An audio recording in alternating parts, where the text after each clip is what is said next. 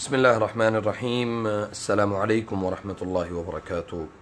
بہت سارے ہمارے پاکستان میں بھی اور دوسرے ممالک میں ہر جگہ پہ تقریباً یہ مرض جو ہے، مرض السرطان، کینسر کا جو مرض ہے، یہ بہت عام ہے۔ تو چونکہ کینسر کے جتنے بھی امراض ہیں، میرے مشاہدے اور ایک تجربے کے مطابق جتنے بھی امراض ہیں وہ سب کے سب زیادہ تر جو ہیں وہ جادو کی وجہ سے یا حسد اور نظر کی وجہ سے ہیں۔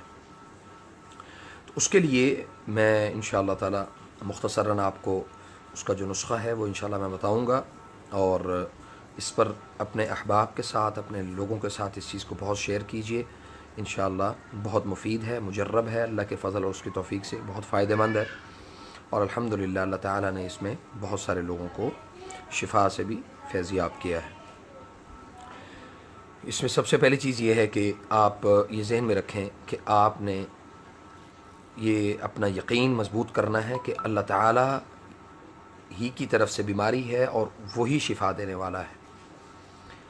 بیماری کی کوئی بھی قسم ہو، یہ اللہ کے حکم کے بغیر انسان کے اوپر مسلط نہیں ہو سکتی۔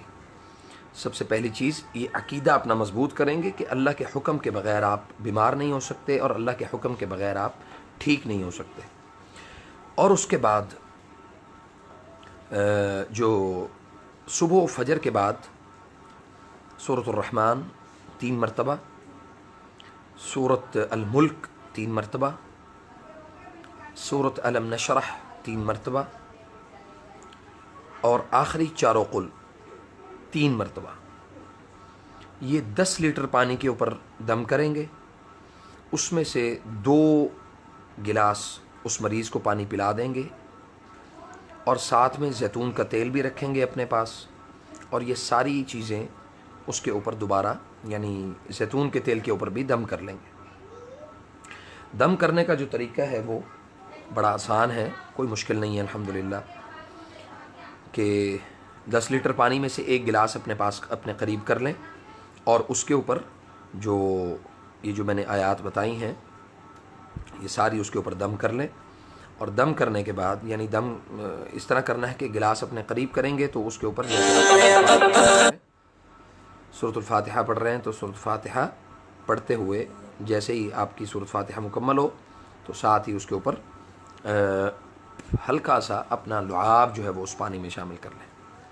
جو مریض ہے وہ خود کرے، سب سے بہترین یہ ہے کہ مریض خود کرے یہ کام، اور اگر اس کی کیفیت ایسی نہیں ہے تو کوئی بھی ایسا شخص جو قرآن کریم کو جانتا ہو، اس کے معنی اور اس کے حروف کو جانتا ہو، اور اس کو صحیح انداز میں پڑھنا جانتا ہو، اس کا جو پڑھنے کا جو طریقہ ہے وہ بالکل صحیح ہو، تو وہ اس کے اوپر پانی کے اوپر دم کر کے تو وہ مریض کو پلا دے۔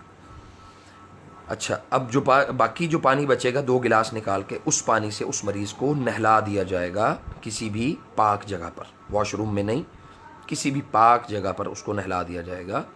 یہ سلف صالحین سے یہ طریقہ جو ہے یہ ثابت ہے کہ قرآن کریم کو دم کر کے آپ پانی سے اس سے غسل بھی کر سکتے ہیں اور اس پانی کو پی بھی سکتے ہیں۔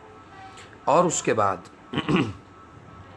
جو زیتون کا تیل ہے وہ مریض کو، اگر تو اس کو ہائی بلڈ پریشر کا مسئلہ نہیں ہے تو اس کو اس میں سے چند قطرے جو ہیں اسی پانی میں مکس کر کے تو وہ پانی بھی اس کو پلایا جا سکتا ہے زیتون کے تیل کے۔ اور رات کو سونے سے پہلے اس پانی کے یعنی جو زیتون کا تیل ہے اس کے پوری جسم کی اس کی مالش کی جائے، اور یہ طریقہ متواتر 1 مہینے تک جو ہے نا یہ جاری رکھا جائے۔ ٹھیک ہے جی۔ اور اس کے بعد جو اس میں احتیاط ہے وہ میں تھوڑی آپ کے ساتھ شیئر کرتا ہوں انشاءاللہ۔ یعنی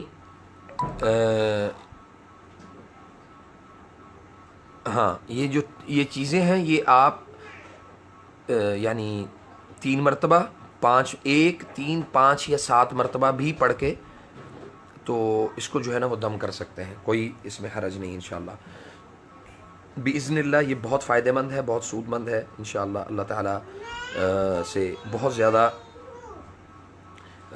اس کی شفا کی امید رکھیں۔ ٹھیک ہے جی. اور اللہ کریم جو مریض ہے اس ان تمام ایسے مریضوں کے لیے جو کینسر کے مرض کا شکار ہیں، اللہ ان کے لیے آسانیاں پیدا کرے. آیات آپ دوبارہ سن لیں. اس میں سورۃ الفاتحہ 7 مرتبہ، سورۃ الرحمن جو ہے نا وہ 3، 5 یا 7 مرتبہ بھی پڑھ سکتے ہیں. سورۃ الملک یہ پڑھ سکتے ہیں، اور سورۃ الم نشرح پڑھ سکتے ہیں، اور آخری جو 4 قل ہیں یہ تمام چیزیں پانی کے اوپر دم کر کے تو آپ اس کو پلا سکتے ہیں، پی سکتے ہیں.